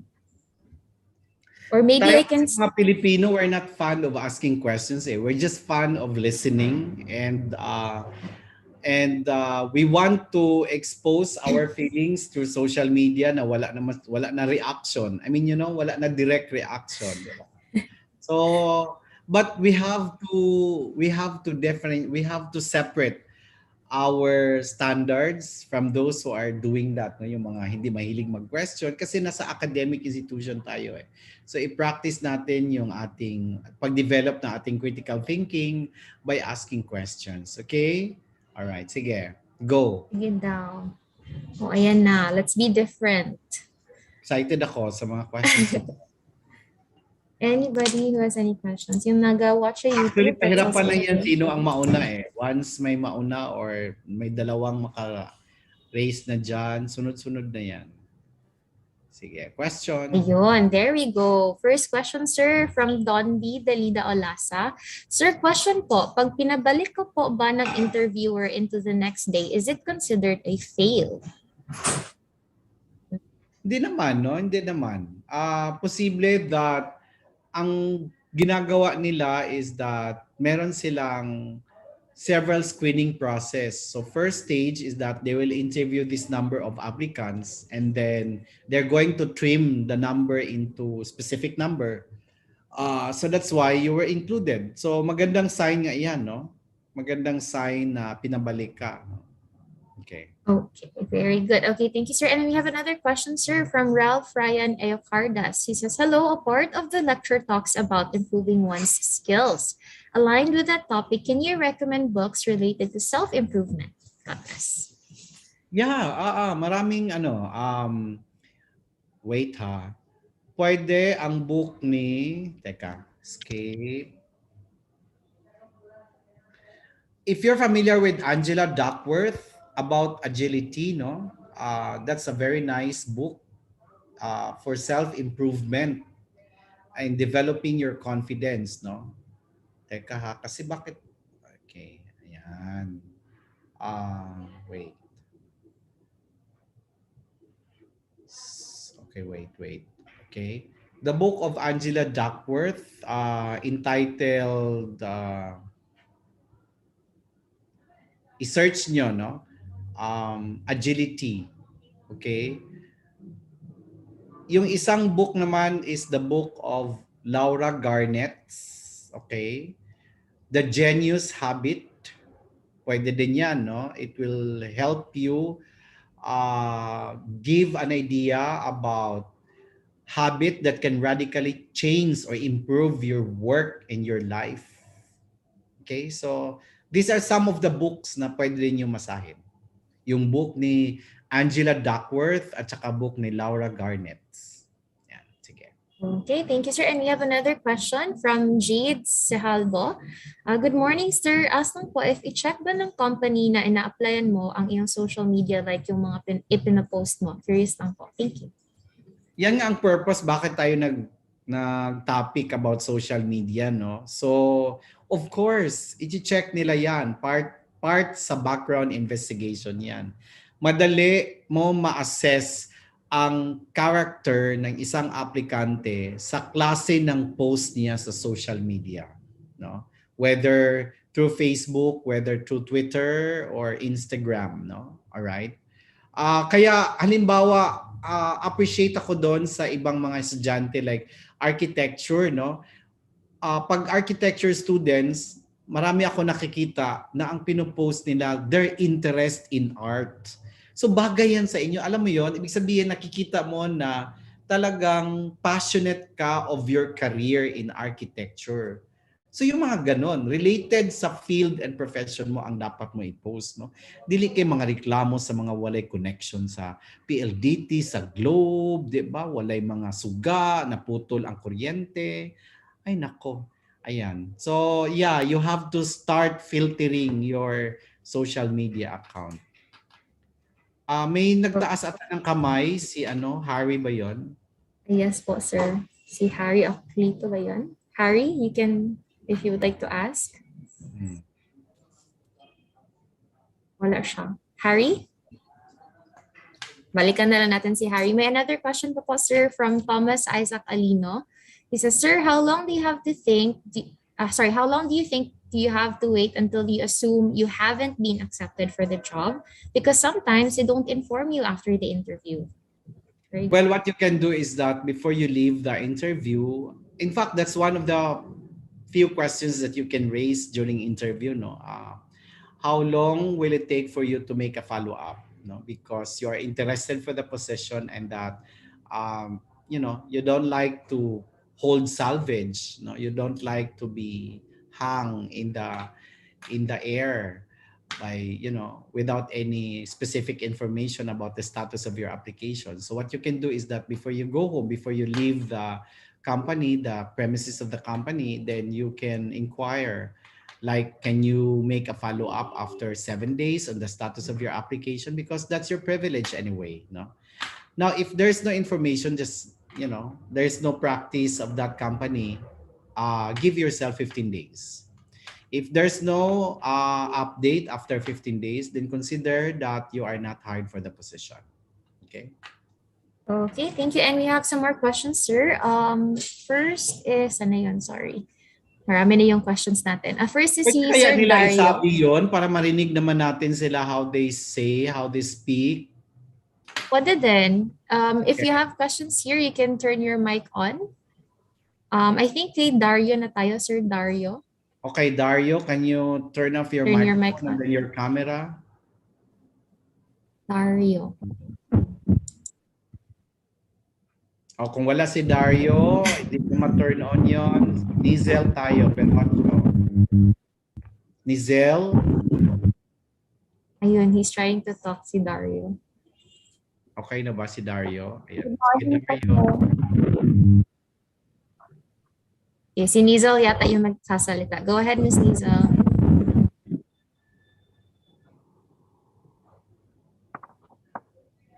Miss Nizel, go ahead. Good morning po, sir. Sir, you said that during an interview we should ask questions. Can you cite an example question that can re-earn the interest of the interviewer? Well, one question that you can ask during job interview is about, well, that's normal that for newly hired applicants or newly hired employees, there's always a honeymoon period, no? So one potential question that you can ask is that, how long usually is the honeymoon period for a newly hired employee in your organization? Which means that this is the learning period. You allow mistakes, you allow that the performance may not be what is expected from the employee, something like that. No? That's one potential question. The other one is that if you're interested of pursuing master's degree or further studies, then one question is that, do you allow employees, your employees in your organization to study during weekend, because I'm interested of doing that, I'm planning to do that. Or is there any possibility for newly hired employees also to participate in your employee development program? Like, can they be sent to trainings, in-house or outside training of the organization? Things like that. Why these are the type of questions that you may ask during interview? Because it will give an impression that you are an applicant that is so interested about the nature, about the potentials, and about the privileges, and the opportunities of being part in the organization. Okay? Nizel, did I answer your question? Thank you po, sir. All right. Okay, let's thank you. try. Let's try. Harry. Harry is raising his hand. Harry, turn on your mic and your camera. Good, good day, sir. Yes. Sir, akong gina-problem in terms of applying, sir. How can we address the pleasing personality, sir? Kana dyan akong gina-bother na question until now. Kasi maligo ka lang naman nun, Harry. Maligo ka, magsuklay ka, di ba? I think that's fine, no? Unless you're applying as a model, may problema tayo doon kung hindi pleasing ang personality mo, di ba? Pero kung hindi naman, ano bang field mo, Harry? Ano bang kurso mo? Yes, hospitality management, sir. Maligo ka lang naman, di ba? Suklayin mo buhok mo. Kung may mga pimple ka, madali na naman yan, no? Salicylic acid, beta-hydroxy and alpha-hydroxy acid lang ang katapat niyan, di ba? So mga 1 week or 2, tanggal na yan kung may mga pimples or skin impurities kayo. Tapos gamit kayo ng niacinamide 10%, zinc 1%.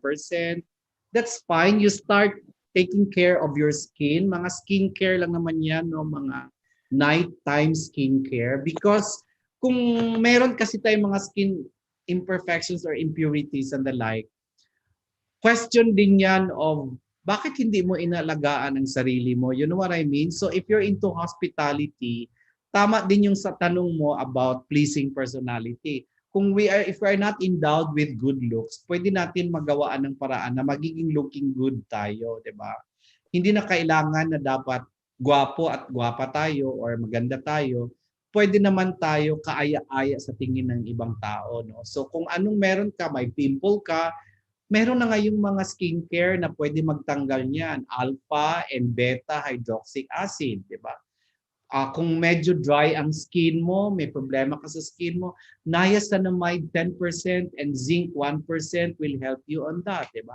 Kung may mga wrinkles, matanda-tanda ka na din, retinol, 'di ba, will help you, and these are readily available.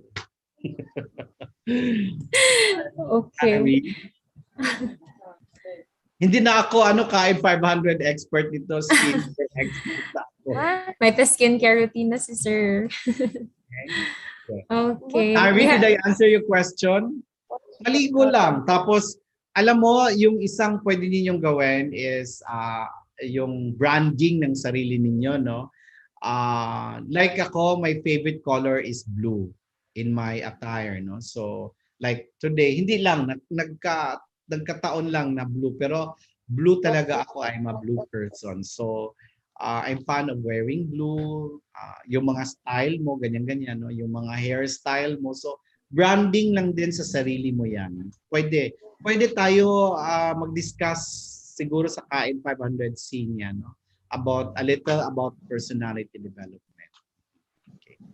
Sa component C daw, sir, kay skincare routine. Skincare routine. Diba?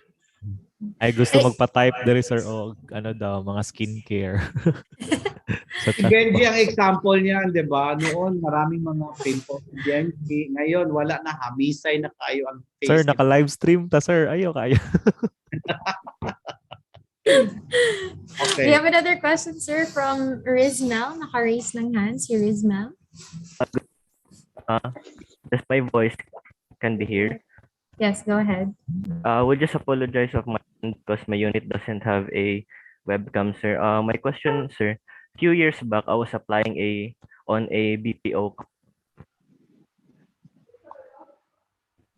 Nawala ka, Rizmel. May problema ata sa iyong connection. Rizmel.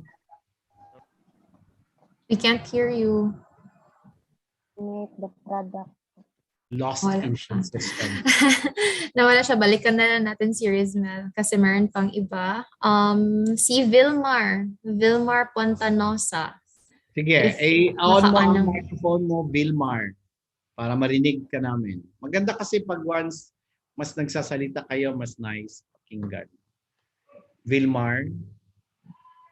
Vilmar Pontanosa. You can turn your mic on. Wala po siya. Balikan na lang na to. Napailain, sir, daghan nilang pangutana. We have Miliane Jean. Liliane? Daghan silang questions. Yes, please turn on your mic, Miliane. Hindi po siya madungog. I-ask na lang ba ako ni sir? Ayaw, Is that maigi na okay? Korea sila. Ay, ayun, Miliane, go ahead.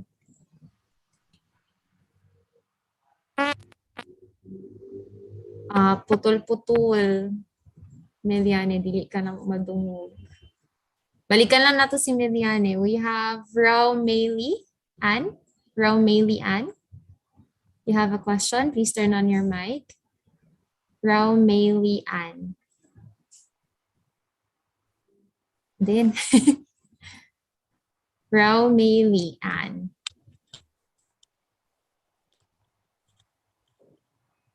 Hello, Okay. ma'am.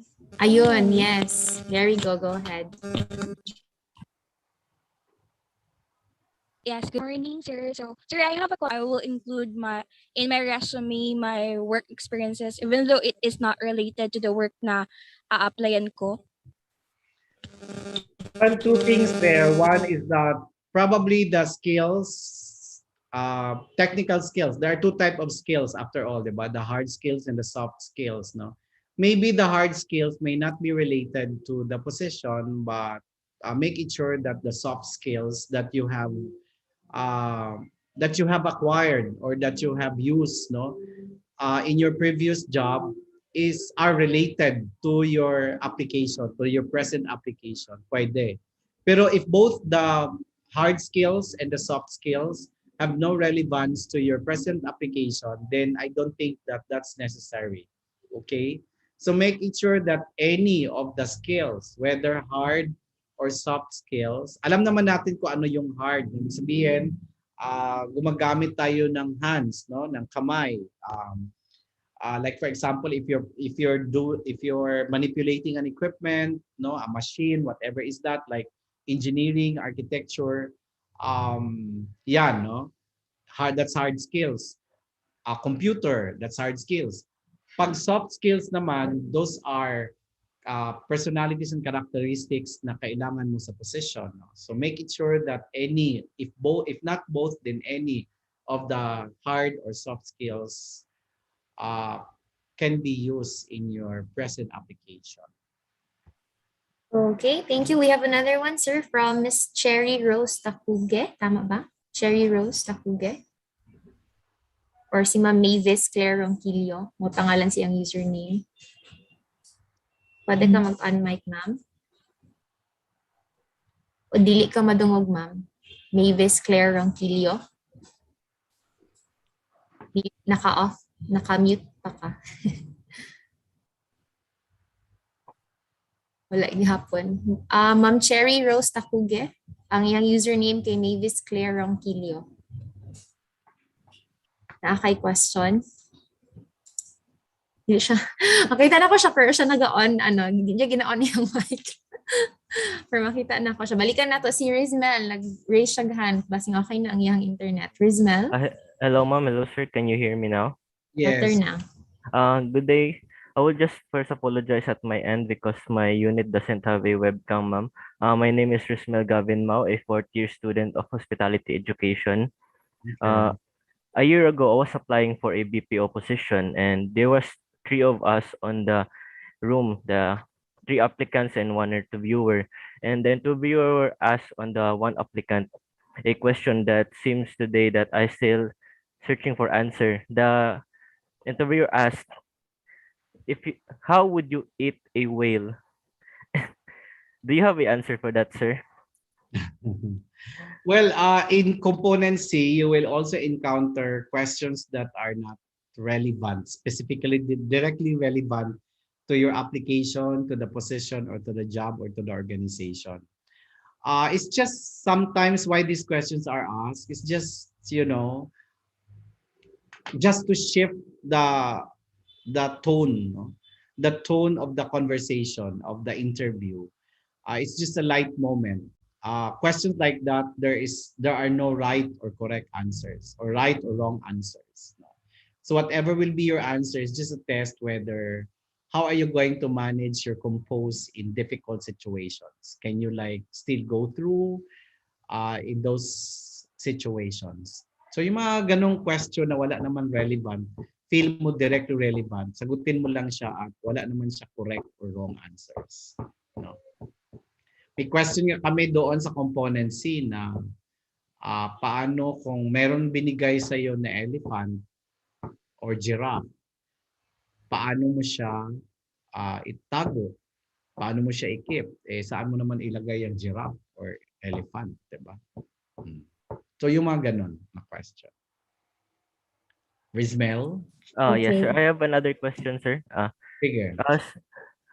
And also, I was applying for a virtual assistant, sir, and my interviewer said to me that if I will try to answer questions from the clients, or if trying to apply, you should answer kissed or keep it short and simple. Is this also applicable if I'm buying a corporate company here, not virtually?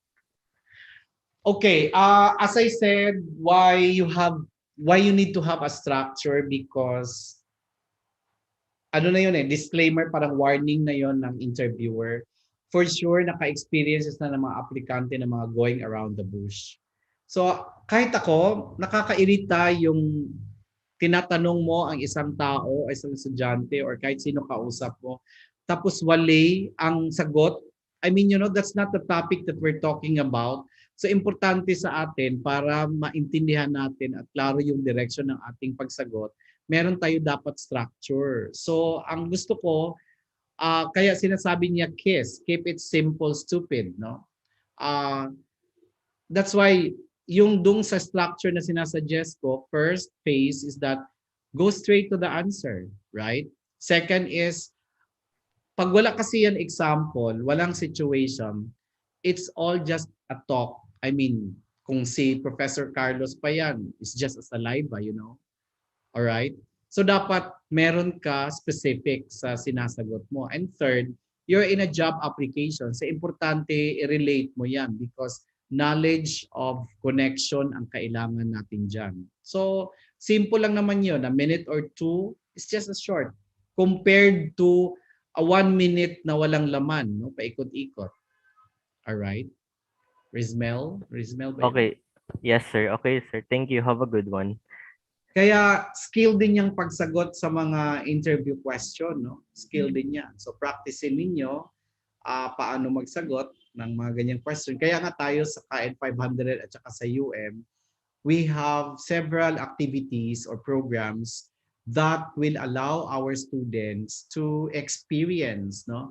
How does it take to be interviewed? Kasi I believe that when you're when you're being lodged in an interview, the more that you experience that, the more that you can gain confidence. Ang problema lang naman dyan is confidence, no? So, wala kasi tayong ganyang mga opportunity kasi I do not know in the class. I'm not teaching anymore in the undergraduate program.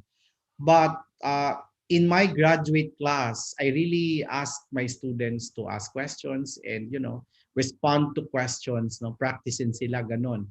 I am even surprised to know that many professors in their graduate school, even in our university, they don't give final exam to students, no? And so, where is now the skill of the students to respond to questions? Something like that. Ako, it has been my practice in the graduate school that I really give final exam, no?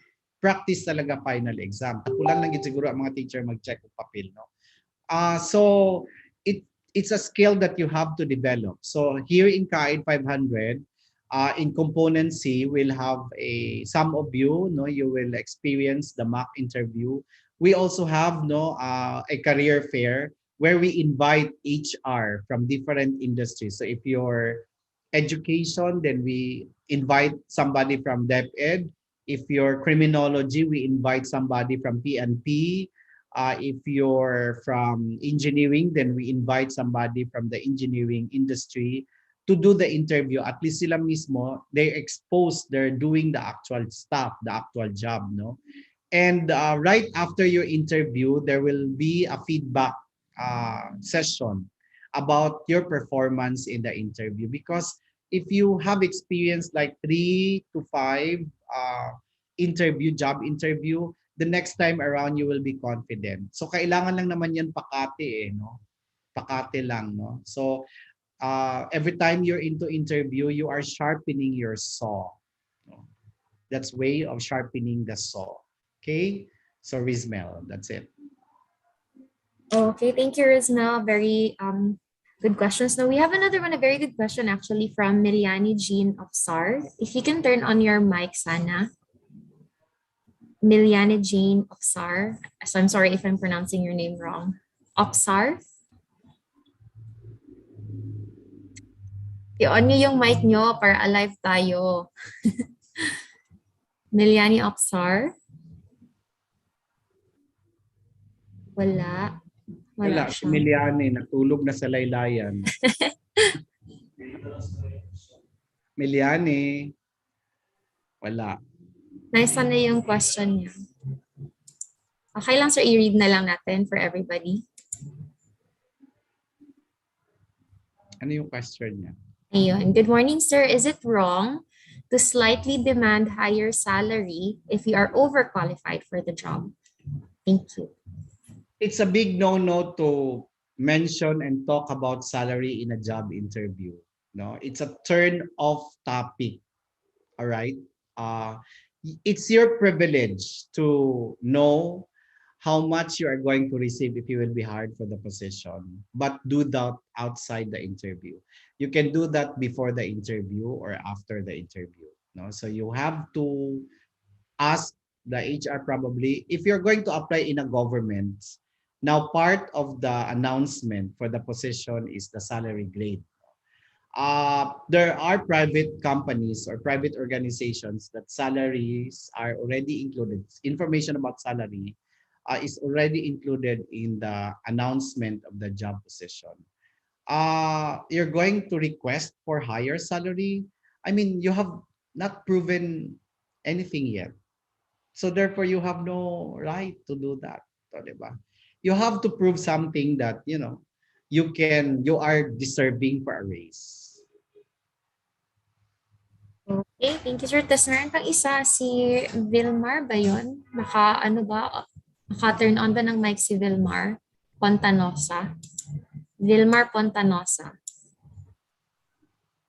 Vilmar? Medyo shy sila, sir. Di sila ganun mo storya. Vilmar Pontanosa. Wala. I-ask ko na lang, sir. Okay lang, sir. Huwag mo i-ask. Dapat sila sa Pontanosa, Vilmar. Kung Sayang wala yung sila, question mo. Huwag na lang. Wala. Wala talaga, no? Si Vilmar. Kasi na pwede mo puhit kang Vilmar diha. Wala. Sa YouTube natin, walang mga question bench? Wala man, sir. Okay. Sige. So kung walang question, I think that's all for today. Okay, sige. Wala nang question. Last na talaga, ha? wala good si Vilmar. Sige, so with that said, Sir Ray, thank you so much for gracing us with your time this morning.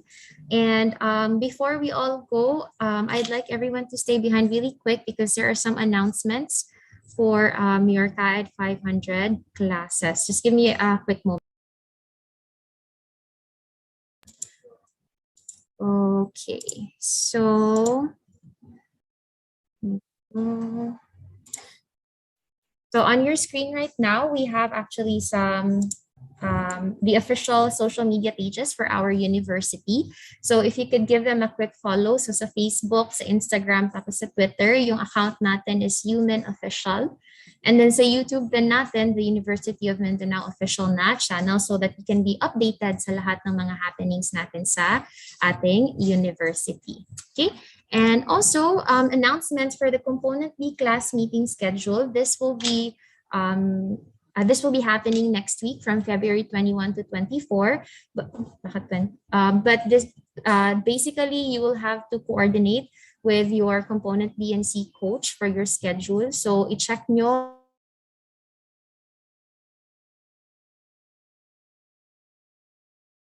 it will be within next week. So again, check nyo yung LMS nyo. And next is for your componency seminar schedule. We will be meeting once again on March 2. On March 2, yes, paka-off muna po ng mic. So for March 2, we will be having our Component C seminar. The topic will be on the job interview. So that would be a very interesting seminar again. So please make sure to be present. Again, visit your Blackboard LMS or coordinate with your Component B and C coach for the schedule and for the meeting link. So again, that's March 2 for Component C. And then this coming February 28th, 2022, that's 2 weeks from now, it's a Monday, at around 9 o'clock in the morning, we will be having a Career Talk seminar with PruLife UK. So we are encouraging everyone to attend this Career Talk. Now this will be required for you to join. And then again, the information, meeting link, and everything will be posted on your Blackboard. So again, mag-check kita always sa ato ang Blackboard. That's February 28. Next is your mock interview schedule. So sa component B natin, yung kailangan natin gawin is yung mga activities. Actually, after the seminar, if you could go on over to your LMS, Blackboard LMS, meron kayong activities na naka-assign doon. So please make sure to submit those within the deadline. That includes your writing of your resume and your cover letter. Tapos meron din kayong reflection that you will have to submit after this seminar. And then yung next na schedule will be your class meeting for Component B next week. After that, February 28th is your Career Talk seminar with PruLife UK. And then pagka March 2, that's Component C na seminar. So magkita na ta again. And then for March 7 to 11, that will be your mock interview schedule. So you will have to visit again your Blackboard LMS for instructions with regards to how we are going to do the mock interview. So that will be within the week of March 7 to 11. And then last part will be your culmination, which will be on March 16th. So again, information will still be posted on your Blackboard LMS. Just make sure to keep in touch with your Component B and C coach for all of the schedules, necessary links, and other information that you will need. Okay, so next for your coaches, we actually have 3. So our first one is we have Ma'am Iza Monta de Ramos. And for those of you under the code 6467 9172, 6905 and 6493, your Component B and C coach will be Ma'am Iza Monte de Ramos. So you keep in touch with her, and through the LMS, she will be the one to take care of you. And next is, we also have for those under 8528, 6185, 8358, and 7479, your Component B and C coach will be Sir Benji Mainopas. Again, siya yung point person ninyo when it comes to your requirements and any queries. So, kaning mga code, si Sir Benji. Sir Benj, baka pwede naman mag-hi dyan. Aba si Sir Benji. Hello, sir. Wala siya. Okay. Sige. Anyway, moving. Ayun. Hi, sir. Pag-hello sa mga students. Alright. All right, so you see Sir Benjan, hello. And then for the last set of students, we have for the code 7559, 7729, 7998, and 8542 will be yours truly. I'm Kate Tansinko. I will be your Component B and C coach. So please make sure to always check your Blackboard LMS for updates on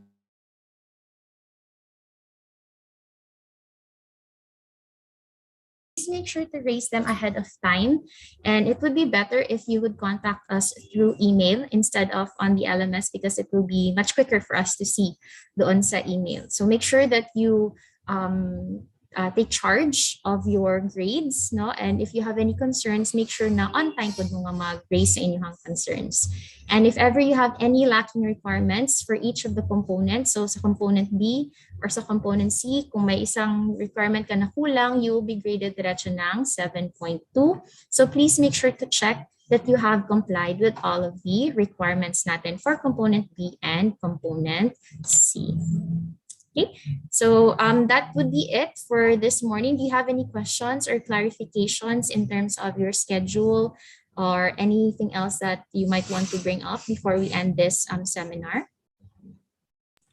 Kate, just a reminder for my students, no?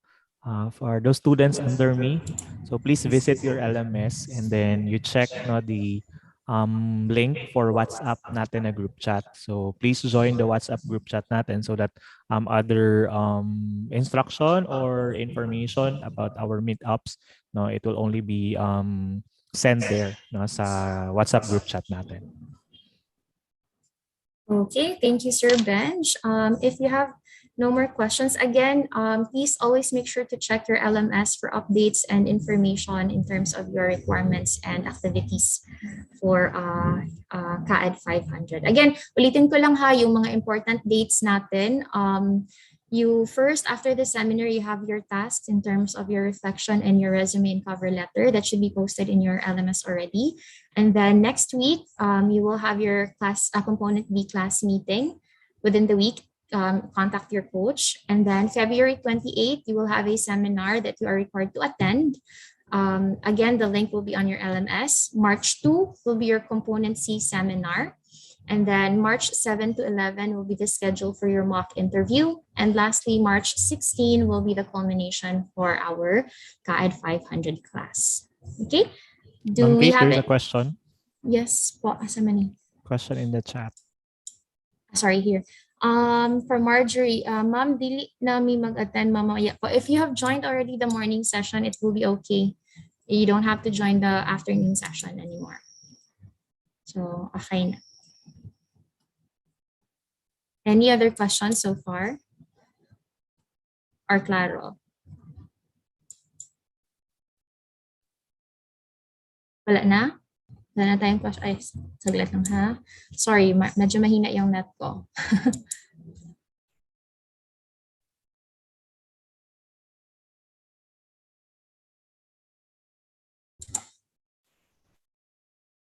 Nagahang ko. I think no question, Kate. No question. Okay, sige, parang wala nang question. Orientation, mag-formal attire. Orientation, which orientation are you referring to, Miss Marjorie? March 28th? Or February 28th, the Sa Pro February. Life UK, no need for you to wear the attire. February 28 yun ha, March 16 yung last. 10391 is under... Taka lang. Bakit wala akong 10391 here? Yeah, under sa akin ang 10391. Okay. Sige. Under kay Sir Benji. Thank you Alright, so much. any more questions? Yila. Wala na? 6185. 6185 would be Sir Benji. I-flash ko na lang quickly yung ulit sa screen ninyo so that you can see. For schedule no of your component B and C class meeting of what platform will be used, siguro you just keep updated no sa LMS ninyo because your coaches naman will just post no links no, with regards to your schedule for component B class meeting. Yeah. So again, balik lang dito sa tuang LMS. Alright, murag wala naman siguro. Okay, wala na yatang questions na. Wala nang other questions. Sir Benji, nawala po sa LMS ang link ng WhatsApp. Sir Benj. Okay, so I'll just check it. Okay. Ano ay yung schedule ng C nila? C is March 2, sir. March 2. Yes po. Okay. Okay. Tapos ma'am, about po sa cover letter and resume po, meron na po bang activities sa LMS? Yes, it will be available today. It will be available today. And 7998 is for myself, ako, for 7998. Any other questions? Clarifications? Wala na? Wala na. Okay. Kung wala na, then I guess that will be the end of our webinar this morning. But kanina yung nanalo sa Menti, parang hindi natin siya nahanap. Kung sino yung nanalo kanina, you can just come over here to our office sa area office sa UM Bolton Embassy, and then you can claim your prize for winning our little game kanina morning. Okay? So if wala na tayong other questions, just keep posted sa inyong Blackboard LMS, and all of the information should be there for you. So Sir Benj, wala ka nang madagdag po? We Wala good? na. All right. Okay. So with that said, thank you everybody. And we hope that you enjoyed our webinar this morning. And I hope you all have a wonderful and productive day today. See you soon. Bye-bye.